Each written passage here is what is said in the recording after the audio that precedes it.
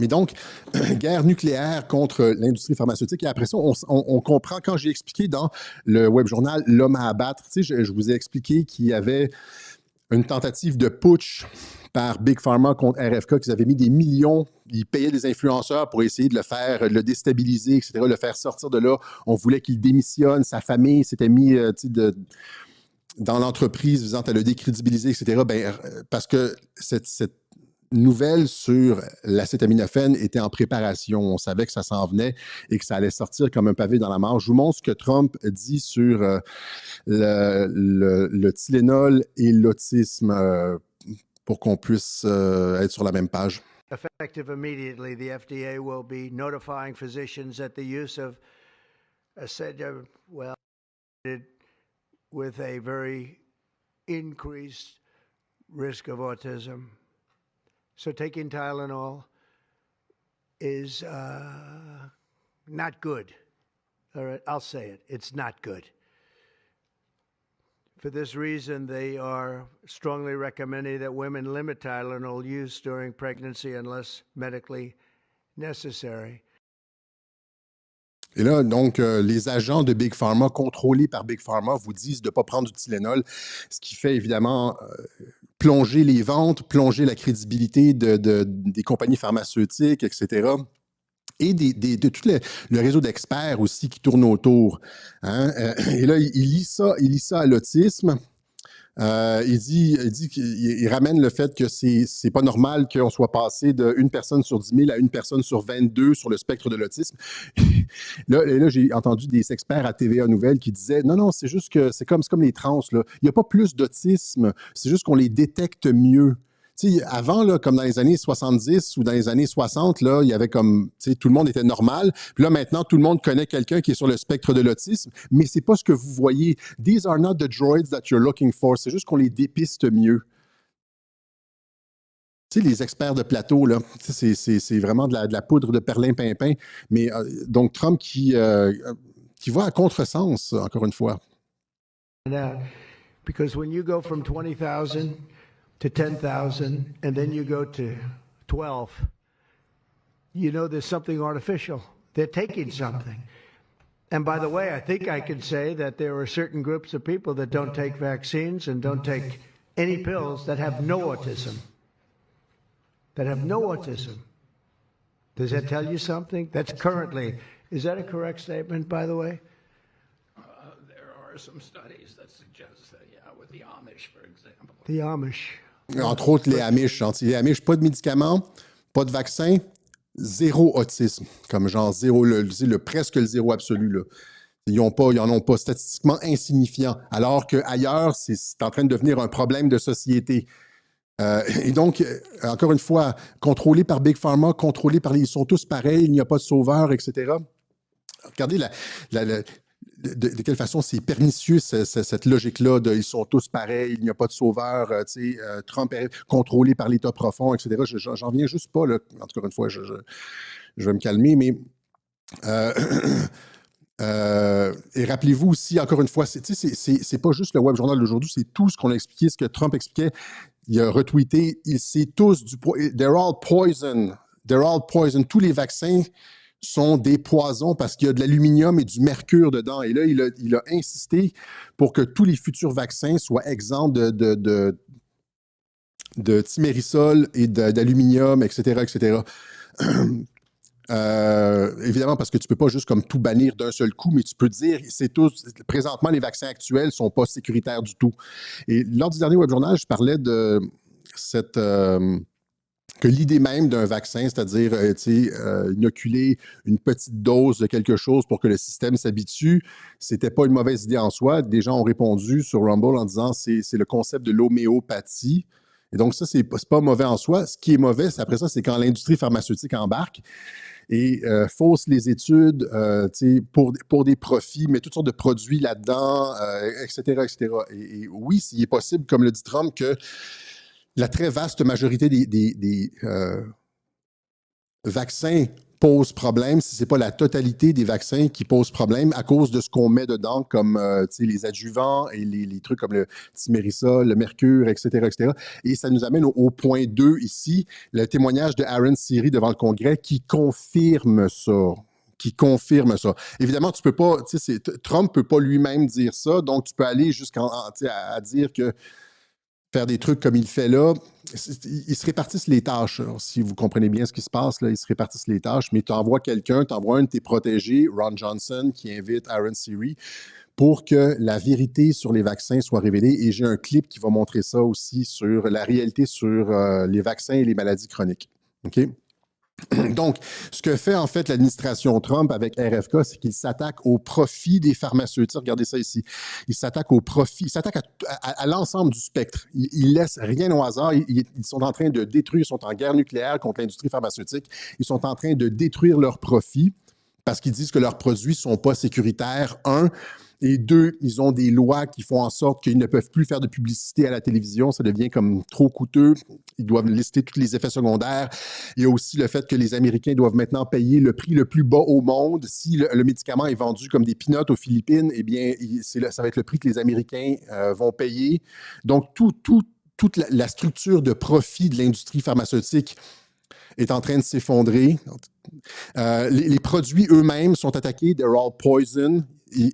Les méthodes de l'industrie pharmaceutique sont attaquées, c'est-à-dire, c'est ce qu'Aaron Siri dit ici, il cache les études qui ne vont pas dans le sens. Il n'y a aucune étude comparative qui a été faite. Donc, les méthodes de l'industrie pharmaceutique sont attaquées. La crédibilité de l'industrie pharmaceutique est attaquée. Et finalement, le contrôle sur les institutions de l'industrie pharmaceutique est attaqué parce que les personnes qui reçoivent de l'argent sont pointées du doigt maintenant. Et les personnes qui ont reçu ou qui sont à la solde de l'industrie pharmaceutique sur les différents panels de vaccins du CDC, de la FDA, etc., sont enlevées, littéralement enlevées, renvoyées par RFK, puis il met des personnes beaucoup plus objectives. Et donc, ce sont les profits, les produits, les méthodes, la crédibilité et le contrôle de l'industrie pharmaceutique. Tu sais, comme le fucking alien là, sur la face, là, ben c'est ça qu'ils sont en train d'enlever. Ils sont en train de réussir à extraire comment on appelle ça, l'espèce de la petite bébite, là, il y a sûrement un nom pour ça, là. Sans tuer le patient, parce que dans le film Alien, si tu l'enlèves, il meurt, là, il y a comme, fait que tu peux pas l'enlever, il serre autour du cou. Là, ils sont en train, très habilement, d'enlever la fucking bébite, sans tuer le patient. Dans une guerre de perception, dans une guerre de 5e génération. OK? Voilà. Donc, et là, évidemment, après que Trump ait affirmé ça, est-ce que j'ai le chat? Les médias sont montés au créneau, défendent Tylenol, évidemment. Hein? PolitiFact, ça, c'est les fact-checkers aux États-Unis. Après des années de recherche, aucune étude n'a démontré que le paracétamol, ça, c'est l'acétaminophène, là, en France, ça s'appelle le paracétamol, principal ingrédient du Tylenol, provoque l'autisme. Il n'existe pas de cause unique à l'autisme. Donc, aucune étude, rappelez-vous de ça, là, aucune étude, je les ai les études. Donc, il dit, les fact-checkers nous disent qu'aucune étude n'a démontré le lien avec l'autisme, OK? Donc, ça, c'est les fact-checkers. Là, Brigitte Noël va aller lire ça, là, puis elle va faire un reportage parce qu'elle a lu PolitiFact, là. Puis là, elle dit, aucune étude, puis, tu sais, alors, ils font pas le travail de Radio-Québec. Nous, à Radio-Québec, on fait le travail, comme en 2020, on va voir les études. Même affaire New York Times, le débat fait rage autour d'un lien non prouvé. Avec Trump, c'est toujours non prouvé, non. Alors que le lien est fucking prouvé. C'est la planche d'après, je vais vous montrer, là. Même si l'industrie pharmaceutique a déployé des milliards de dollars pour acheter des scientifiques et produire des études qui montrent. Non, c'est plus compliqué que ça, là. Mais regardez les études des institutions les plus prestigieuses aux États-Unis.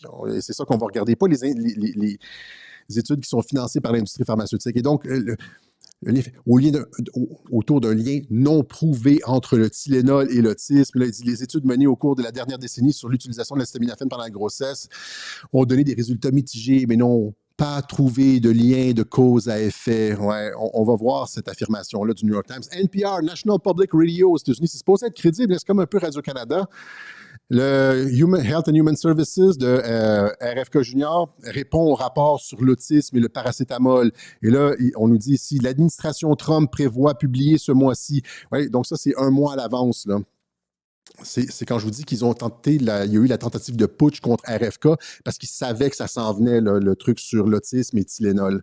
Donc, prévoit de publier ce mois-ci un rapport et les troubles du spectre de l'autisme, malgré l'absence de recherche scientifique pour étayer ces affirmations, malgré l'absence de recherche scientifique.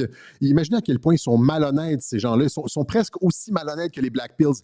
Il s'agit de la dernière controverse en date entourant les actions du secrétaire de la Santé et aux services sociaux, Robert F. Kennedy, qui répète des affirmations non fondées, encore une fois, sur l'autisme, etc., etc. Et donc, on nous dit, partout, on nous dit qu'il n'y a pas d'études scientifiques, c'est ça?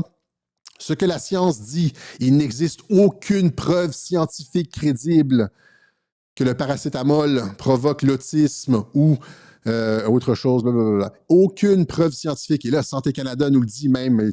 Santé Canada rappelle que l'acétaminophène est recommandé pendant la grossesse. Santé Canada nous dit que l'acétaminophène est même, c'est pas juste neutre, l'acétaminophène est recommandé. Ouais, vas-y, c'est recommandé, vas-y, détruis les mitochondries de ton bébé. Donc, il n'y a pas de preuve scientifique. Ce sont des élucubrations d'antivax et l'acétaminophène est recommandé, nous dit Santé Canada. Il y a même les obstétriciens, la porte-parole des obstétriciens du Québec qui nous dit qu'il n'y a pas de preuves, etc. Je vous montre ça. C'est un avertissement choc qui a secoué le monde médical aujourd'hui. Durant la grossesse et l'autisme. La Société des obstétriciens et gynécologues du Canada, eux, considèrent aussi que l'acétaminophène est sécuritaire pour les femmes enceintes. Et au niveau du Tylenol, aujourd'hui, toutes les femmes qui font de la fièvre dans ce pays devraient être en sécurité, que ce ne sera pas dangereux pour le petit bébé. Donald Trump a également annoncé... Alors que, c'est bizarre, ça, c'est les obstétriciens, n'est-ce pas? Santé Canada. Tylenol lui-même, on va commencer par Tylenol lui-même, le 7 mars 2017, dit « We actually don't recommend using any of our products while pregnant. » Nous ne recommandons pas l'utilisation du Tylenol durant la grossesse. La compagnie elle-même dit ça et elle dit... it'll be great to touch base real quickly since we haven't tested Tylenol to be used during pregnancy. Ils n'ont pas fait de test sur le Tylenol durant la grossesse. Donc, ce n'est pas testé et finalement, plus tard, ils recommandent de ne pas l'utiliser. Là, Santé Canada et les obstétriciens disent prenez-en. Puis tout le reste, le reste des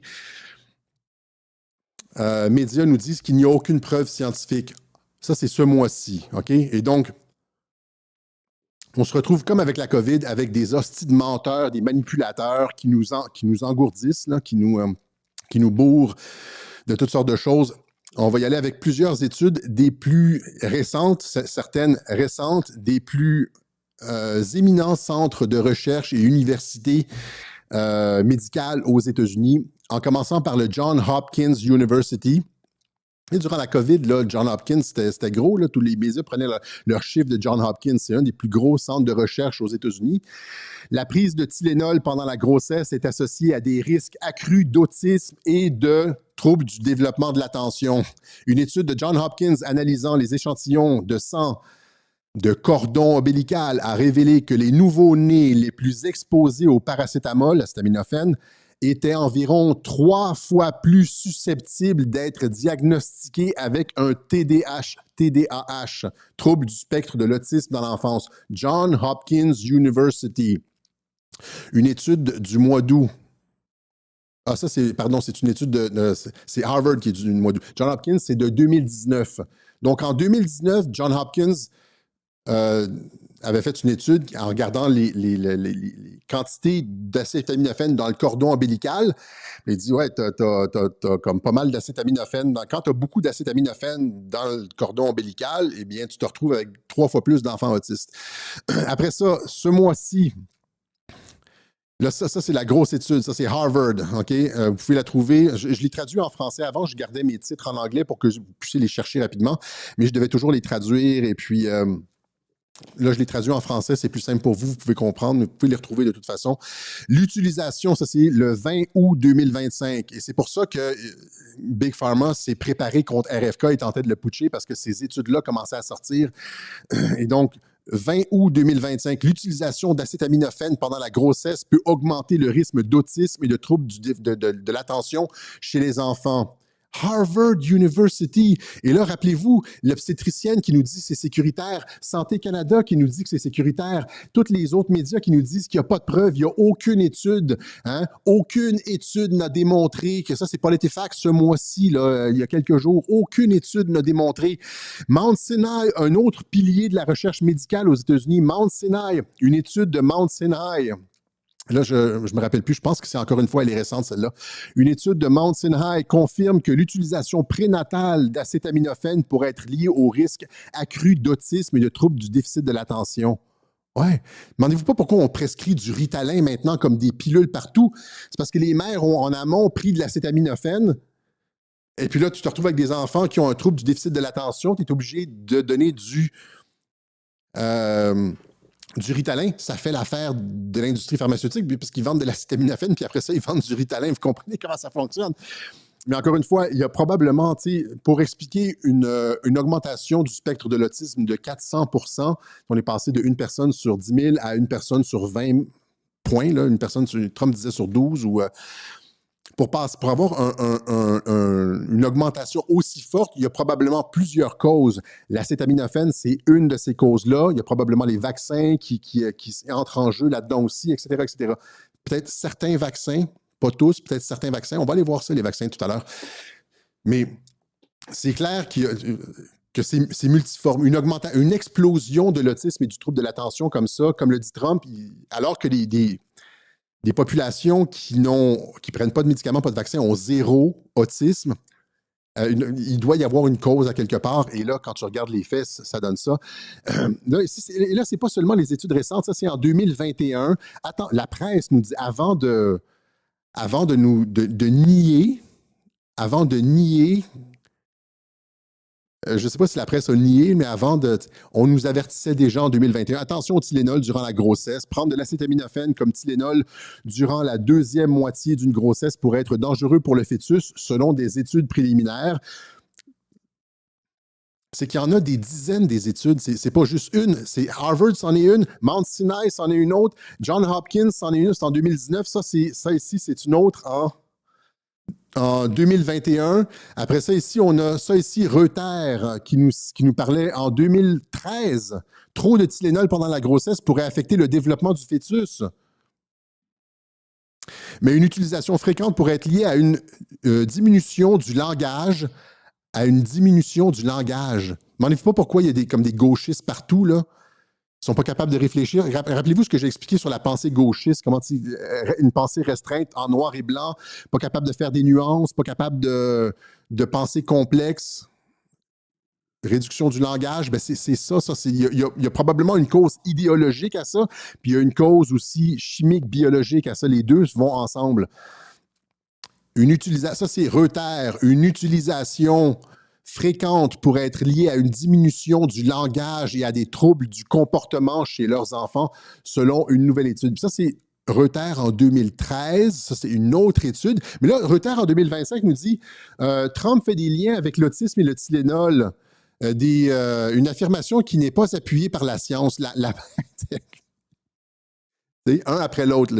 Reuters 2013, faites attention, trouble du langage, trouble du comportement. Et après ça, 2025, tout d'un coup, ça a disparu. Mais il y en a des dizaines des études comme ça. Le Journal international des sciences moléculaires, etc. Donc, on parle de l'augmentation de l'autisme. Et là, on nous dit, j'aurais dû la traduire, là, However, numerous studies document higher incidence of mitochondrial abnormalities in affected individuals. Additionally, acetaminophen has been implicated in these disorders in longitudinal studies and marine models. Donc, le problème avec l'acétaminophène, il remarque une augmentation des troubles mitochondriaux et l'acétaminophène est lié aux troubles mitochondriaux. C'est quand même super que j'ai parlé de la santé cellulaire. Il y a comme 2-3 web journaux. L'acétaminophène, c'est le contraire de tout ce que je vous ai expliqué dans ce journal-là. Quand je disais il faut comme augmenter la santé cellulaire, là, je proposais plusieurs avenues pour maximiser la santé cellulaire. En termes de produits, faire de l'exercice aussi, ça augmente la santé cellulaire et tout ça, prendre du soleil.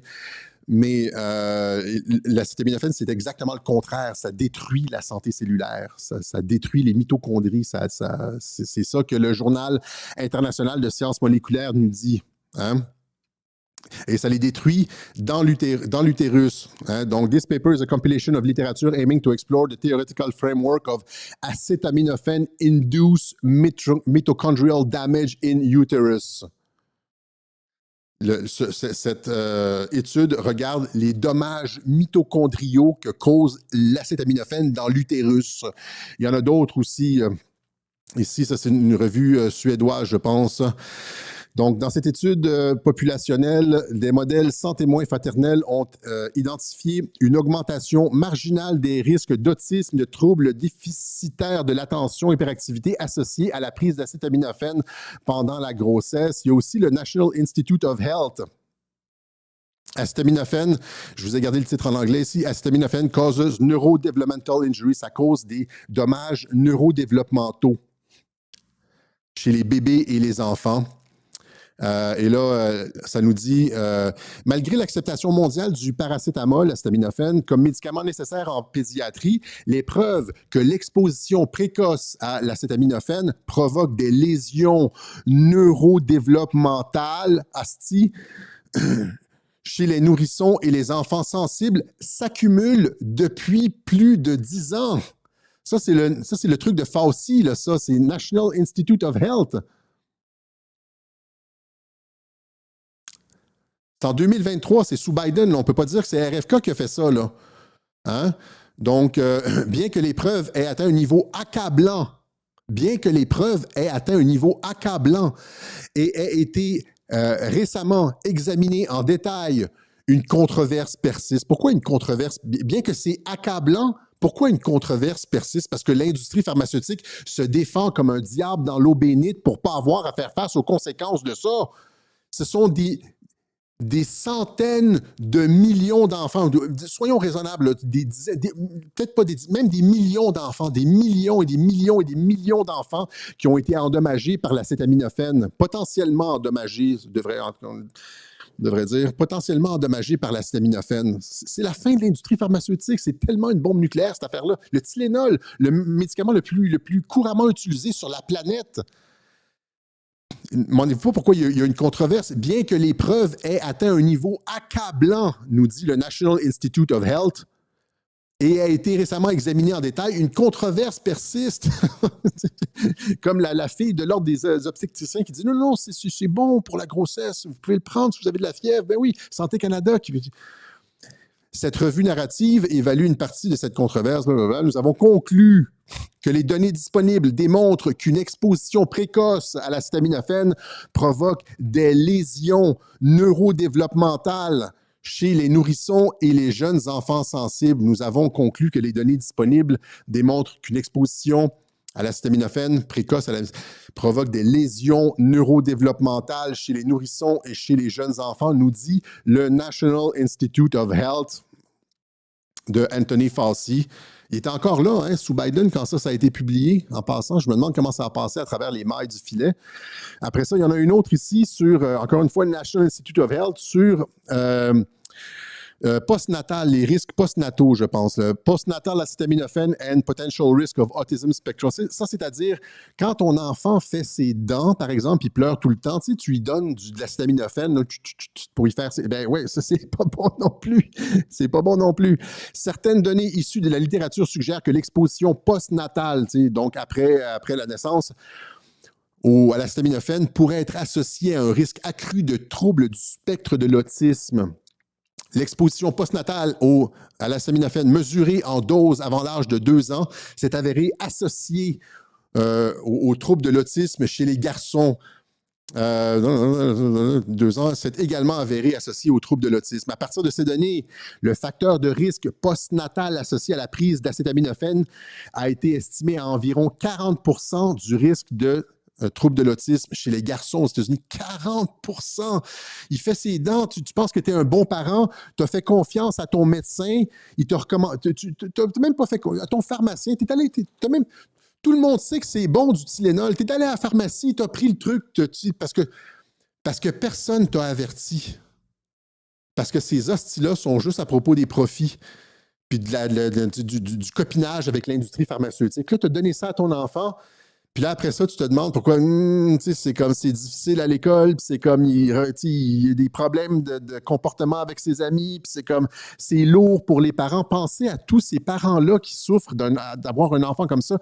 Nicole Shanahan, la colistière de RFK, elle a eu un enfant comme ça. Et ces gens-là savent de quoi ils parlent, là, tu sais. Et personne n'adresse ce problème-là. Aucun président n'a jamais adressé. Il n'y a aucun politicien qui parle de ça. Ils ont tous peur de l'industrie pharmaceutique. Ils sont tous vendus. C'est tous des écœurants.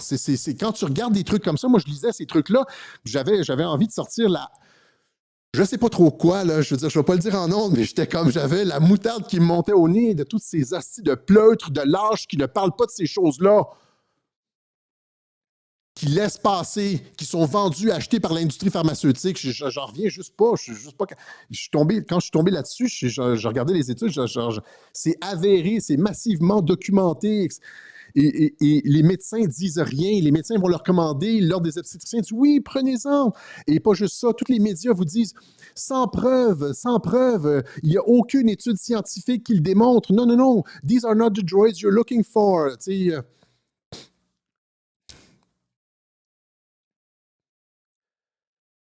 malgré l'absence de recherche scientifique, nous dit National Public Radio.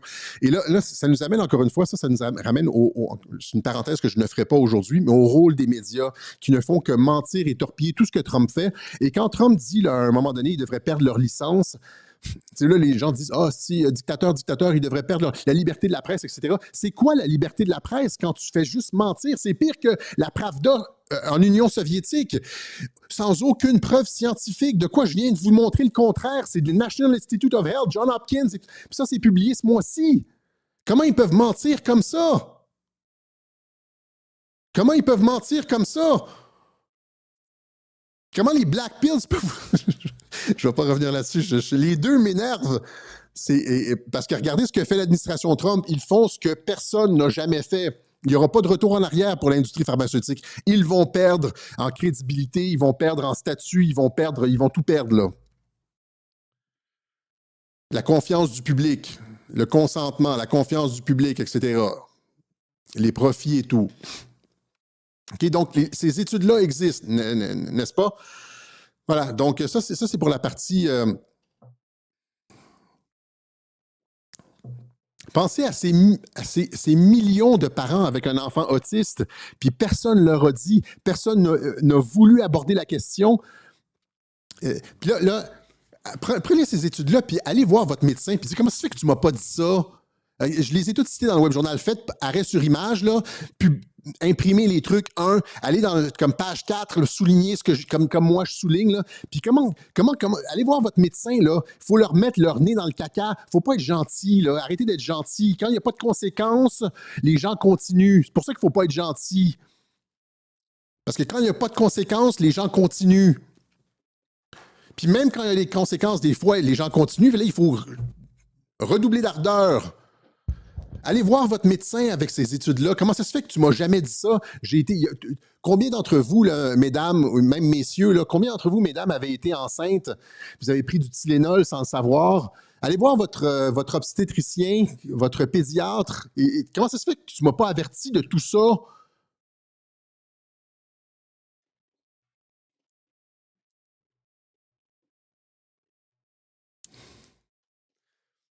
C'est des crapules. Vous vous rappelez, il y a comme salopard, puis après, il y a crapules. Mais ça, c'est des crapules. Ces gens-là, c'est des crapules.